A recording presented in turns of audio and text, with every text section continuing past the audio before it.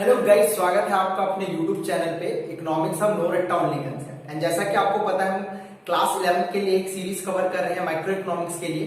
तो जहां पे हमने शुरू कर दिया है unit number first, that is introduction of economics. उसी में हम आज पहुंचे अपने वीडियो नंबर 4 पे। इससे पहले 3 वीडियो आ चुके हैं, होपफुली आपने इसको अच्छे से देख लिया होगा, समझ लिया होगा।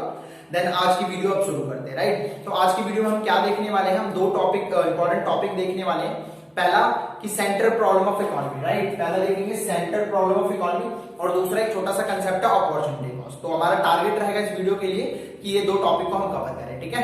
तो शुरू कर लेते हैं। तो फर्स्ट जो है टॉपिक समझना है इस चीज को, सेंट्रल प्रॉब्लम ऑफ इकोनॉमी क्या होता है इसको समझना है, ठीक है। तो आपको क्या करना है कि आपको यहाँ पे प्रॉब्लम को समझाना है, किसकी, सेंट्रल प्रॉब्लम को। तो क्या होता है कि बेसिकली ये रिलेटेड है इकोनॉमिक्स के 3 प्रॉब्लम से। वो 3 प्रॉब्लम, ये ऐसा कहूं कि 3 डिसीजन से जो एक प्रॉब्लम की तरह है, जो हर नेशन को लेना पड़ता है, ठीक है। यहाँ पे सेंट्रल का मतलब होता है एक नेशन, एक इकोनॉमी, ठीक है। हर नेशन को, हर इकोनॉमी को लेना पड़ता है। तो इसको बोल देते हैं central problem of economy, right. तो इसके अंदर हमें 3 टॉपिक क्या पढ़ने को, 3 टॉपिक क्या है, व्हाट टू प्रोड्यूस, क्या प्रोडक्शन किया जाए, हाउ टू प्रोड्यूस, और नेक्स्ट जो हम स्लाइड है उसमें पढ़ेंगे वूम टू प्रोड्यूस, वूम टू प्रोड्यूस। क्या प्रोडक्शन करना है, कैसे प्रोडक्शन करना है, और किसके लिए प्रोडक्शन करना है। ये 3 प्रॉब्लम है, इसलिए 3 डिसीजंस हैं जो सारे के सारे नेशन को, सारे के सारे इकोनॉमी को लेना पड़ता है। इसको क्या बोलते हैं, सेंट्रल प्रॉब्लम ऑफ इकोनॉमी, ठीक है। इसको एक और प्रॉब्लम बोलते हैं problem of allocation of resources. क्या बोल रहा हूं मैं, इसको एक और बोलते हैं problem of allocation of resources. Allocation of resources का मतलब होता है बंटवारा करना, एलोकेशन का मतलब बंटवारा रिसोर्सेज, ठीक है। अब पूरा सवाल का निचोड़ ये है कि ये प्रॉब्लम आई क्यों रही है, राइट। या मैं बोल रहा हूं कि एलोकेशन ऑफ रिसोर्सेज, रिसोर्सेज को कैसे बांटा जाए। तो हर नेशन के पास रिसोर्सेज है अपने अपने, ठीक है। फिजिकल हो या नॉन फिजिकल हो, सारे के पास अपने रिसोर्सेज हैं, और वो रिसोर्सेज फिक्स है, वो लिमिटेड है, राइट। इसकी वजह से सारे के सारे नेशन को देखना पड़ता है कि वो कितना प्रोडक्शन करे, कैसे प्रोडक्शन करे, और किसके लिए प्रोडक्शन करे। बात समझ है, प्रॉब्लम कहां से अराइज हो रही है। तो इसके अंदर आप ये छोटी सी बातें लिख देंगे, ठीक है।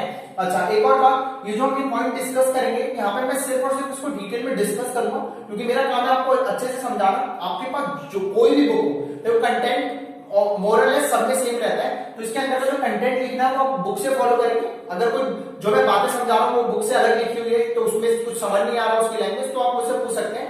बट जो इसके अंदर जो कंटेंट है, जो आपको एग्जाम में लिखना है, वो उस बुक से फॉलो करना है, राइट। मैं लिखवा सकता हूँ, बट वो कोई ज्यादा मैटर नहीं करता, वो जस्ट बोर्ड फेल हो जाएगा। बट मेन मकसद आपका क्या है, टीचर के पास क्यों जाते हैं, बुक तो सबके पास होती है समझने के लिए। तो मेरा काम है आपको समझाना, राइट। अब शुरू कर लेते हैं, तीनों को बारी बारी से लिख लेते हैं क्या होता है, ठीक है। तो पहला है, जो पहला प्रॉब्लम फेस करना पड़ता है। अच्छा, यहाँ पे हम आंसर नहीं डिस्कस करें, सिर्फ प्रॉब्लम को डिस्कस करें। तो प्रॉब्लम को समझना है कि वो प्रॉब्लम को ही समझाना है आपको, ठीक है। प्रॉब्लम क्या है, उस प्रॉब्लम को समझाना है, और बेसिकली वो अराइज क्यों होती है उसको थोड़ा सा डिस्क्राइब करना है। पहला प्रॉब्लम है सेंट्रल प्रॉब्लम ऑफ इकोनॉमी के अंदर पहला problem what to produce. Question कैसे आता है, 3 मार्क्स में आएगा। व्हाट टू प्रोड्यूस को समझाने के लिए, हाउ टू प्रोड्यूस को समझाने के लिए, वूम टू प्रोड्यूस को समझाने के लिए। तो ध्यान से समझेंगे, ठीक है। 3 या 4 से 5 लाइन में वो खत्म हो जाता है। पहला है व्हाट टू प्रोड्यूस। तो क्वेश्चन है क्या प्रोडक्शन किया है।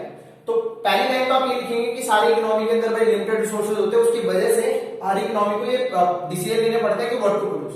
और व्हाट टू प्रोड्यूस का मतलब है यहाँ पे गुड्स एंड सर्विसेज, राइट। क्योंकि रिसोर्सेज लिमिटेड है और आपको गुड्स एंड सर्विसेज बहुत सारे हैं। गुड्स एंड सर्विसेज कैसे गुड्स है भाई, कंज्यूमर गुड्स है आपके पास, कैपिटल गुड्स है, वॉर रिलेटेड गुड्स है, ठीक है, पीसफुल गुड्स है। ये जो मैंने 4 कैटेगरी बताया, कंज्यूमर गुड्स मतलब कंज्यूमर से रिलेटेड, प्रोड्यूसर गुड मतलब प्रोडक्शन करने से रिलेटेड, वॉर गुड मतलब आपको हथियार, इक्विपमेंट, मिलिट्री बेस ये सब बनाने पड़ेंगे, पीस गुड मतलब नॉर्मल गुड्स के बारे में बात कर रहा हूं मैं। तो ये सारे के सारे गुड्स है, आपके पास वैरायटी आ गई। You have to be take the decision, आपको चूज करना पड़ेगा कि कौन सा गुड्स को प्रोडक्शन किया है। बात समझ आ रही है। तो that is called what to produce, clear. कहने का मतलब आपको ये डिसीजन लेना पड़ेगा कि कौन सा प्रोडक्शन, कौन से गुड्स को, आपके पास वैरायटी ऑफ गुड्स है। मैंने 4 कैटेगरीज में बांट दिया सारे गुड्स को, ठीक है। 4 category, consumer good, producer goods, war goods और पीस गुड। तो उनमें से आपको डिसीजन लेना पड़ेगा कि किसका प्रोडक्शन किया जाए। ऐसा क्यों हो रहा है, क्योंकि ऑब्वियस सी बात है, अगर भाई कंज्यूमर गुड्स, ठीक है, कंज्यूमर गुड्स बढ़ाओगे तो प्रोड्यूसर गुड्स कम करना पड़ेगा,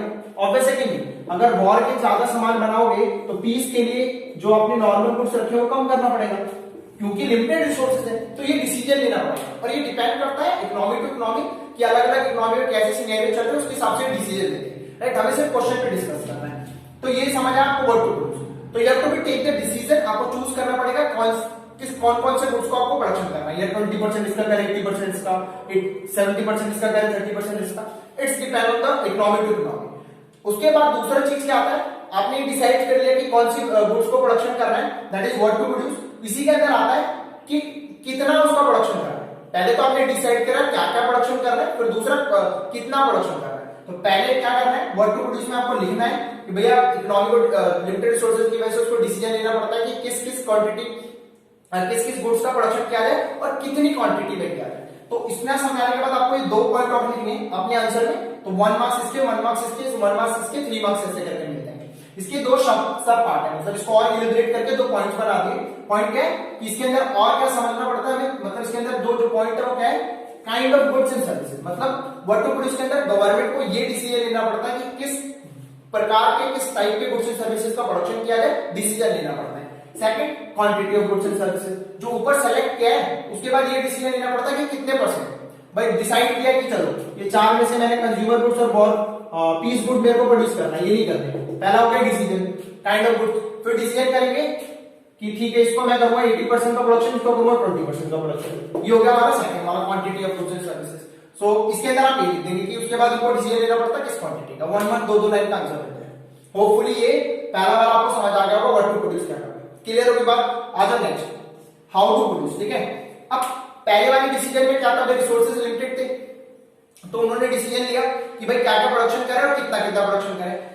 अब बात तो ठीक है, प्रोडक्शन क्या क्या करें, बट प्रोडक्शन करने के लिए कैसे वाली बात आ गई ना, क्योंकि प्रोडक्शन आपने ये डिसीजन ले लिया कि मेरे को कंज्यूमर गुड्स बनाना है, प्रोड्यूसर गुड्स बनाना है, बनाएगा कैसे, वो भी तो डिसीजन लेना पड़ेगा। तो उसको बनाने के लिए आपको रिसोर्सेज लगते हैं, that is how to produce, that is how to produce, right. मतलब इसमें आपको सोचना पड़ेगा कि कैसे प्रोडक्शन किया जाए। जो मैंने डिसीजन लिया ना, कंज्यूमर और पीस गुड बनाना है या वॉर गुड बनाना है, तो उसको कैसे प्रोडक्शन किया जाए।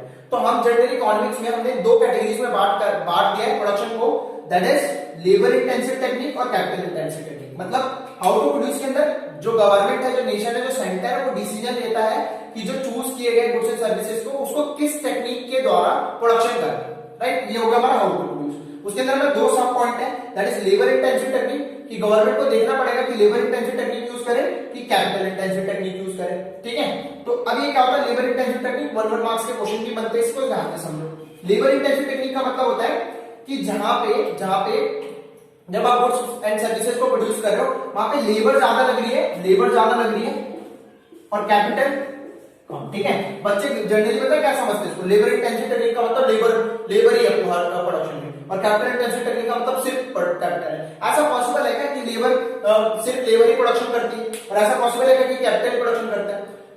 कुछ केस में करता है, बट इकोनॉमी के बेसिस पे मालूम हो तो लेबर और कैपिटल दोनों मिलकर काम करते हैं। ठीक है, मशीन चलाने वाला तो एक लेबर ही होगा ना, और जब कैपिटल इंटेंसिव टेक्निक है तो मशीन अपने आप थोड़ी ना चलने लगेगी, कोई उसको देखने वाला होगा, तो दोनों मिला के काम करते हैं। तो कैसे समझ आता है लेबर इंटेंसिव टेक्निक, जब लेबर ज्यादा होगी और कैपिटल कम होगा।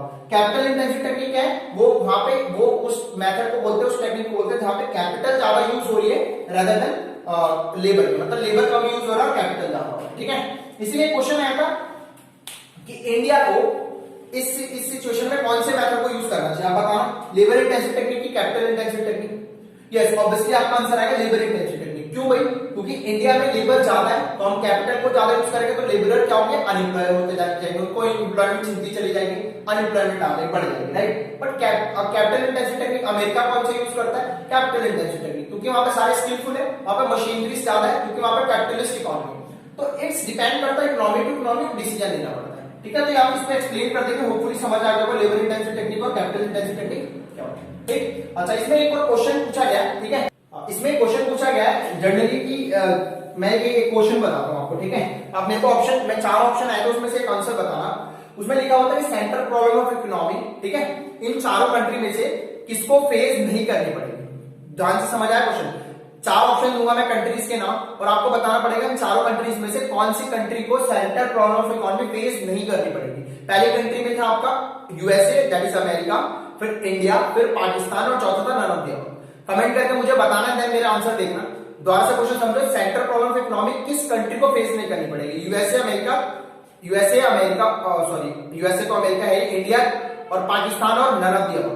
तो बहुत से जनरली बच्चे बोलते हैं यूएसए, अमेरिका, क्या अमेरिका डेवलप्ड कंट्री है और ग्रोइंग है, कैपिटलिस्ट इकोनॉमी है, तो उसको ये सेंट्रल प्रॉब्लम इकोनॉमी फेस नहीं करनी पड़ेगी। नहीं, बिल्कुल नहीं। और इंडिया तो डेवलपिंग और पाकिस्तान तो है ही वैसा, तो इसलिए उसको फेस अमेरिका को नहीं फेस करना पड़ेगा, बट इसका आंसर होगा नन ऑफ द अबव। बात समझ आई? नन ऑफ द अबव क्यों? क्योंकि ये जितने भी प्रॉब्लम है ना, centre problem of economic problem, problem of choice, problem of scarcity, सारे के सारे कंट्रीज को, सारे के सारे नेशन को, चाहे डेवलपिंग हो, चाहे डेवलप्ड हो, चाहे वो कैपिटलिस्ट हो, कोई भी किसी भी टाइप की इकोनॉमी, सबको फेस करना पड़ता है। याद रखना ये यूनिवर्सल होता है। तो कभी भी क्वेश्चन किसी टाइप से पूछ ले कि centre problem, problem of choice, economic problem, scarcity की प्रॉब्लम, ये जो नॉर्मल जो इकोनॉमी के रिलेटेड प्रॉब्लम है, सारे के सारे नेशन को, सारे के सारे कंट्री को फेस करने पड़ते हैं। बात समझ आ गई? तो होपफुली आपको ये समझ आ गया होगा। नेक्स्ट हम मिलते हैं वो बूम टू प्रोड्यूस के साथ एंड देन अपॉर्चुनिटी कॉस्ट के साथ। सो गाइस अब डिस्कस कर लेते हैं अपने थर्ड प्रॉब्लम को, that is for whom to produce. ठीक है, ध्यान से समझना, थोड़ा सा कंफ्यूजिंग रहता है लोगों को, रट लेते हैं बच्चे, इसके रियल मीनिंग को समझते हैं। ठीक है, तो अभी तक हम सेंट्रल प्रॉब्लम ऑफ इकोनॉमी में हमने देखा what to produce, government decision लेता है क्या प्रोडक्शन करना और कितनी क्वांटिटी में प्रोडक्शन करना है। ठीक है, ये प्रॉब्लम था। दूसरा हमने देखा जो डिसीजन लिया है कि क्या करना और कितनी क्वांटिटी में, देन उसको प्रोडक्शन कैसे किया जाए, हाउ टू प्रोड्यूस। तो देखा हमने दो टाइप की टेक्निक है, लेबर इंटेंसिव टेक्निक और कैपिटल इंटेंसिव टेक्निक। क्या होता है हमने वो डिस्कस कर लिया। अब ये चीजें जो हो रही है वो किसके लिए हो रही है? ये जो डिसीजन लिए जा रहे हैं वो लिए जा रहे हैं फॉर बूम टू प्रोड्यूस।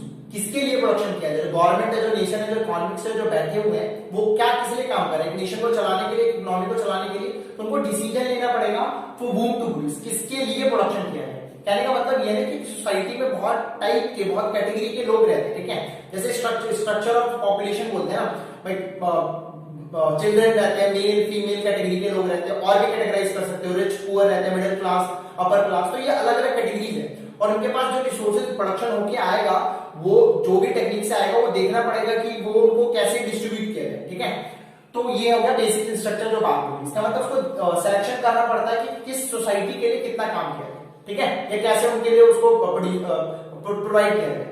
तो यहाँ पे फॉर बूम टू प्रोड्यूस। अब इसका मतलब लोग जनरली समझते हैं कि अच्छा भाई गरीब के लिए प्रोडक्शन कर दिया, तो इसका मतलब ये थोड़ी ना कि गवर्नमेंट प्रोडक्शन करेगी और गरीबों को खाना बांटने लग जाएगी, गरीबों को पैसा बांटने लग जाएगी। ये नहीं है, इसका मीनिंग है, लिटरल मीनिंग में नहीं जाएंगे। इसका मीनिंग है कि आप गवर्नमेंट अपने टूल का यूज करके वो डिसीजन का लेके इस तरीके से करेंगे कि इनइक्वालिटी कम हो जाए। बात समझ पा रहे हैं? इस तरीके से करेंगे जो उन्होंने इकोनॉमी से लिया, सोसाइटी से लिया, उसको वापस रिटर्न किया जाए। तो कैसे करती है वो डिसीजन, उनको इन दो तरीके से लेना पड़ता है। ठीक है, पहला पोर्शनल डिस्ट्रीब्यूशन, दूसरा फंक्शनल डिस्ट्रीब्यूशन। इसको ध्यान से समझेंगे। पोर्शनल डिस्ट्रीब्यूशन और फंक्शनल डिस्ट्रीब्यूशन का मीनिंग क्या होता है? देखो, पर्सनल डिस्ट्रीब्यूशन का मतलब है कि भाई जो नेशनल इनकम का मतलब बता रहा हूं आपको, रुको एक मिनट।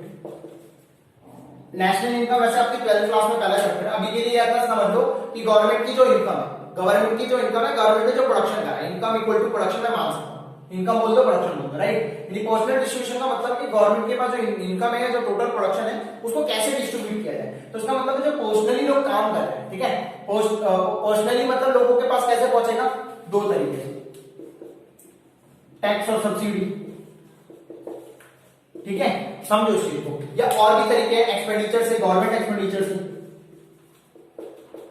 यहाँ पे कहने का मतलब पर्सनल डिस्ट्रीब्यूशन से गवर्नमेंट को देखना पड़ेगा कि कौन सी सेक्शन ऑफ सोसाइटी के लिए कितना डिस्ट्रीब्यूट किया जाए। कहने का मतलब वो देखेगी कि भाई अगर मैं टैक्स लगा देती हूँ इस वाले लग्जरियस गुड पे, तो क्या होगा कि अमीर लोगों से पैसा आके मैं सब्सिडी दे सकता हूँ गवर्नमेंट को, तो ये डिस्ट्रीब्यूट कर दिया पर्सनली, लोगों के पास पहुंच गया। भाई सरकारी स्कूल, गवर्नमेंट स्कूल खोल के, हॉस्पिटल खोल के, रोड बना के, समझ पा रहे? That is called personal distribution. Government personally जाके इन चीजों को टेक ओवर कर दे। तो इस सेंस में है ये for whom to produce. Government के पास वो डिसीजन ले रहा है कि पर्सनली कैसे डिस्ट्रीब्यूट किया है। तो पर्सनली हो रहा है कि नहीं हो रहा? Hospital banana, road banana, schools banana, that is called personal distribution. Tax बढ़ा देना उस लग्जरियस गुड्स पे, सब्सिडी दे देना, ठीक है, कोई नॉर्मल गुड्स के लिए टैक्स कम कर देना। इस ये तरीके हैं, उनको डिसीजन लेना पड़ता है कि कौन सा तरीका लिया जाए तो इकोनॉमी के लिए बेनिफिट में हो और लोगों को पर्सनली डिस्ट्रीब्यूट हो। बात समझे? फंक्शनल डिस्ट्रीब्यूशन होता है जो आपके ये 4 फैक्टर प्रोडक्शन है, that is land, labour, capital और एंटरप्रेन्योरशिप। तो गवर्नमेंट इसमें डिसीजन फंक्शनल डिस्ट्रीब्यूशन के अंदर गवर्नमेंट ये देखेगी कि वो कितना कितना लैंड देना, लेबर देना, कैपिटल देना, इस तरीके से। कहने का मतलब लैंड का रेंट एंड ऑल कितना होना चाहिए, लेबर कैसे काम कर, लेबर के लिए कितना वेज रेट एंड ऑल होना चाहिए, ठीक है, कैपिटल स्ट्रक्चर क्या है, इंटरेस्ट रेट कितना रखना नहीं रखना, और एंटरप्रेन्योर के लिए प्रॉफिट और उनका पर्सनल जो टैक्स होता है, इनकम टैक्स, वो सब कैसे रखना है। तो ये डिसीजन लेती है उस तरीके से कि वो फंक्शनल डिस्ट्रीब्यूशन कर सकती है, राइट। नेक्स्ट है हमारे पास अपॉर्चुनिटी कॉस्ट, इसको देखते हैं। सो होपफुली आपको ये समझ आ गया होगा for whom to produce that is personal distribution and functional distribution. ठीक है, फंक्शन में ये डिसीजन लेगी गवर्नमेंट की, लैंड वाले के लिए क्या करना है, लेबर वाले के लिए, वो डिपेंड करता है इकोनॉमी टू इकोनॉमी। ठीक है, तो ये ध्यान से इसको नोट करेंगे। ठीक है, और मैं रफ कर दे रहा हूँ, बाकी का अपॉर्चुनिटी कॉस्ट पे हम चल रहे हैं ताकि मेरे को स्पेस मिले, मैं वहां पे समझा दूं। ठीक है, नाउ बहुत इंपॉर्टेंट टॉपिक है opportunity cost. Exam point of view के लिए बहुत ज्यादा, आपके बुक में तो बहुत ज्यादा इसका कंटेंट नहीं है, बट रियल लाइफ में भी ये बहुत ज्यादा यूज होने वाला है। इस कंसेप्ट को अगर समझ के आप, ठीक है, एग्जाम पॉइंट ऑफ व्यू के लिए भी समझेंगे और बेसिक के लिए भी समझेंगे। ठीक है, आगे तो ग्रेजुएशन में बहुत ज्यादा यूज होता है, इसको ध्यान से समझना क्या है, और आगे भी आने वाले टॉपिक में भी बहुत ज्यादा यूज होगा, क्या है, कैसे यूज करते हैं, कितना इंपॉर्टेंट टॉपिक है कंसेप्ट। ठीक है, सो कंसेप्ट ऑफ अपॉर्चुनिटी कॉस्ट। ठीक है, तो ये यहाँ पे दो चीजें, एक बात कर रहा है कॉस्ट और एक बात कर रहा है अपॉर्चुनिटी। क्लियर, तो आप समझो इस चीज को। अपॉर्चुनिटी का मतलब क्या होता है, समझना।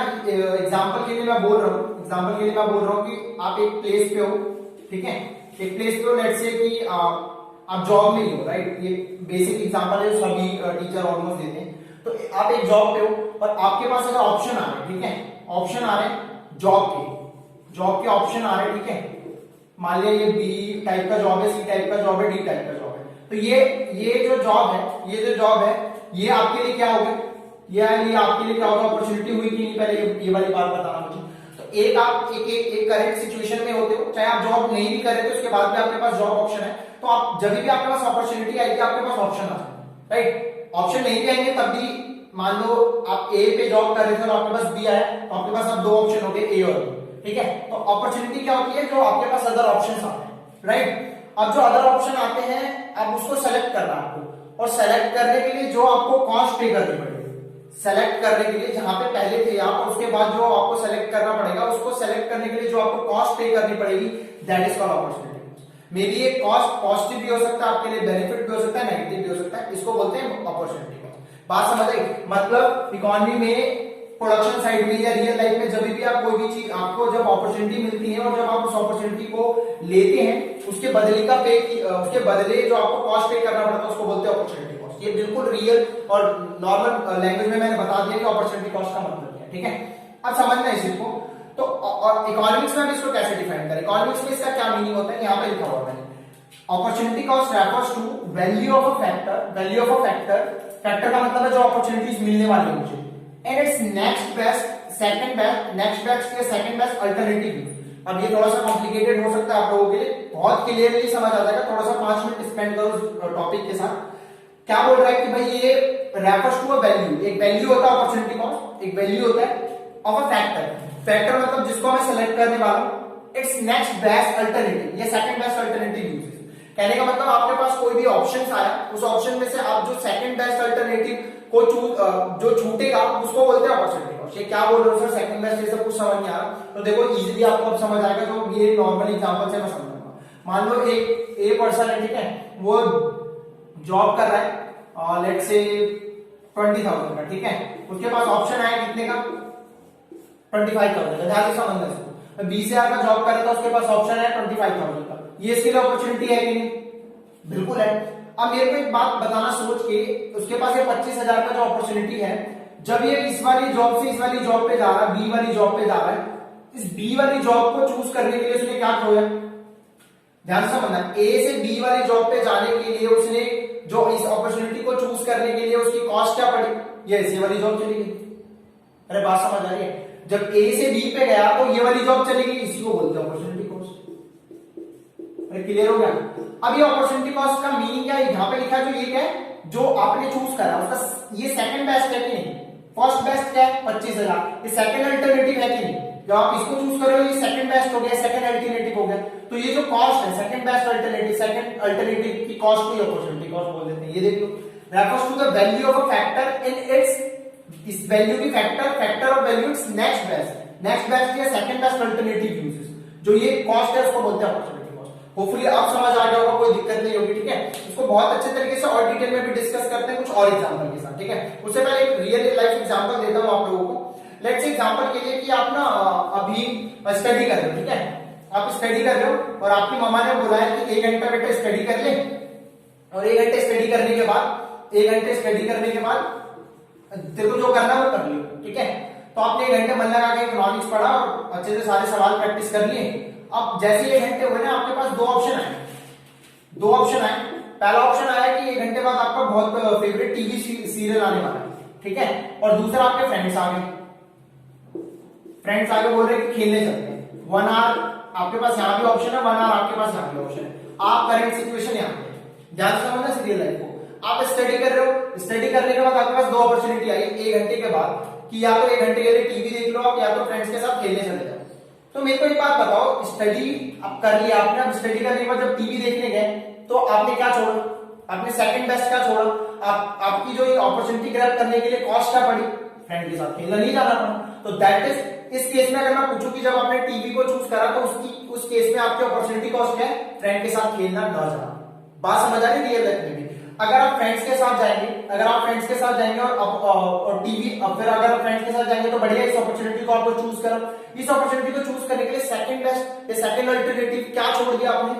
टीवी ना देखना। तो दैट इज, इस केस में हो जाएगा अपॉर्चुनिटी कॉस्ट। तो कहने का मतलब अपॉर्चुनिटी कॉस्ट को देख के आप एनालाइज कर सकते हो। अब इसमें कंपैरिजन कर लो अपने सेटिस्फेक्शन के हिसाब से कि किस केस में अपॉर्चुनिटी कॉस्ट ज्यादा है। जिस केस में अपॉर्चुनिटी कॉस्ट ज्यादा है उस केस में आप नहीं जाओगे भाई, फ्रेंड्स के साथ जाने में ज्यादा, अगर फ्रेंड्स के साथ आप नहीं गए तो फ्रेंडशिप टूट सकती है, टीवी बाद में देख सकते हैं। तो इस केस में अपॉर्चुनिटी कॉस्ट ज्यादा है, फ्रेंड के साथ खेलने चल जाओगे आप। तो इस तरीके से आप एनालाइज कर सकते हो, राइट। तो दैट इज इट। इस तरीके से एक और एग्जांपल हमने देखा। नाउ फाइनली अब जो एग्जाम सेंट्रिक होता है, देखो इसमें 1 मार्क्स का क्वेश्चन भी आ सकता है, ट्रिकी क्वेश्चन एमसीक्यू टाइप भी बन सकता है, न्यूमेरिकल टाइप के भी क्वेश्चन आपसे दे सकते हैं, ठीक है। इसलिए मैंने एक और अच्छे से एग्जांपल लिया, इसको ध्यान से समझना। ठीक, एक टीचर है, इनकी करंट सैलरी है 25,000 की, राइट। मे भी वीडियो थोड़ी बड़ी हो जाए बट सारी चीजें इसमें क्लियर कर लिया। टीचर है 25,000 की, वो जॉब, उनको जॉब करंटली वो जॉब में है, ठीक है, करंटली वो काम कर रही है। उनको 3 ऑफर आ गए, या तो वो ट्यूशन पढ़ा रहे, पर मंथ उनको 30,000 मिल जाएगा, या तो एडिटर बन जाए किसी न्यूज पेपर में, ठीक है, न्यूज़पेपर के साथ उनको पर मंथ कर देते हैं, ठीक है, पर मंथ 50,000 मिल जाएगा, या तो उनको एक प्राइवेट जॉब मिली है नॉर्मल सी, वो भी कर सकते हैं, उनके लिए उसको 20,000 रुपीज मिलेगा। ध्यान से समझना इसको। तीनों उनको पसंद है, तीनों उनके पास ऑप्शन है, 3 इनके पास अपॉर्चुनिटी है, ठीक। अब ये जॉब नहीं करना चाहती, इनको टीचर नहीं बनना है, अब ये जॉब ये छोड़ रही है। अब टीचर की जॉब छोड़ी इन्होंने और इन्होंने पकड़ लिया एडिटर की जॉब।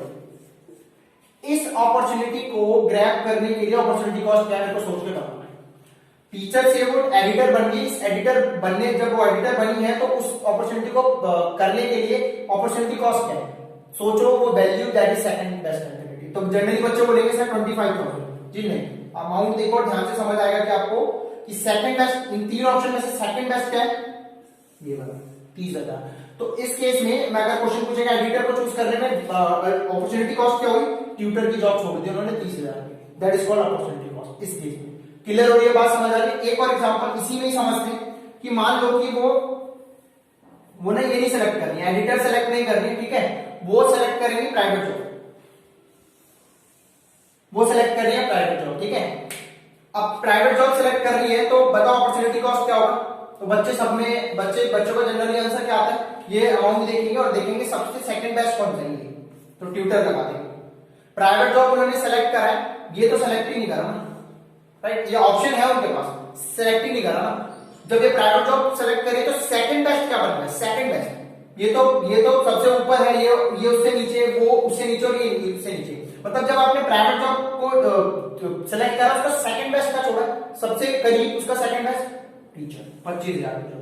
तो इस केस में प्राइवेट जॉब को सेलेक्ट करने में आपका सेकंड बेस्ट, सेकंड अल्टरनेटिव था टीचर को छोड़ना 25,000, तो प्राइवेट जॉब को चूज करने में अपॉर्चुनिटी कॉस्ट हो जाएगा टीचर। ध्यान रखना, गलती नहीं करना है, अमाउंट से नहीं जाना है, आपको देखना पड़ेगा क्या चीज चूज की है और उसका सेकंड बेस्ट क्या है। इस केस में ये सेकंड बेस्ट नहीं है ट्यूटर, क्योंकि इन्होंने इसको सेलेक्ट ही नहीं करा, इन्होंने छोड़ दिया, मे बी इनको ये पसंद नहीं आ रहा हो, ये पसंद नहीं आ रहा हो, उन्होंने चूज क्या करा टीचर, और उसके लिए सेकंड बेस्ट क्या छोड़ा है 25,000। इस हिसाब से आप एडिटर और ये ट्यूटर भी बोल सकते थे, बट ये बिल्कुल नहीं है क्योंकि ये सेकंड बेस्ट नहीं बन रही, राइट। सेकंड बेस्ट क्या बन रहा है इस केस में, टीचर।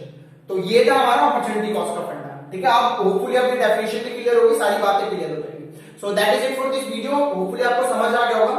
नाउ नेक्स्ट वीडियो से हम शुरू करेंगे एक इंपॉर्टेंट टॉपिक इस चैप्टर का, that is production possibilities curve, PPC या पीपीएफ के नाम से फेमस है, तो इस टॉपिक को देखेंगे, ठीक है। मिलते हैं नेक्स्ट वीडियो में, till then have a great day, thank you.